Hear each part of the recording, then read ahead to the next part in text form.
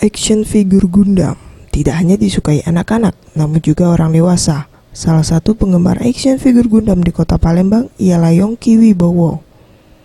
Mainan berkarakter yang berpose dan biasanya mewakili tokoh film, komik, dan video game mulai ia suka dan koleksi sejak 10 tahun lalu.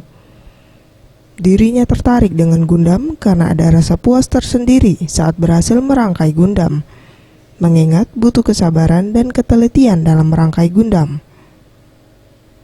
Total koleksi Gundam yang Yongki miliki sekitar 50 Gundam, dengan berbagai macam ukuran dan harga, mulai dari puluhan ribu hingga jutaan rupiah. Dirinya biasa peroleh Gundam dari toko mainan, namun ada juga yang dirinya pesan langsung dari Jepang.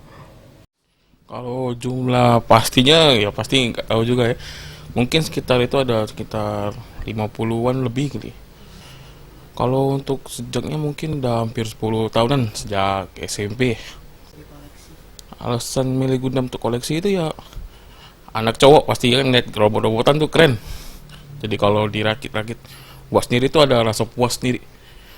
Jadi makin sekarang hobinya mulai repaint, custom. Itu pokoknya hasil akhirnya ada kepuasan sendiri lah pokoknya. Untuk menambah koleksinya lagi, ia fokus pada mengcustom Gundam. Mega Duyandayani, Safety One Rizky, Sriwijaya TV.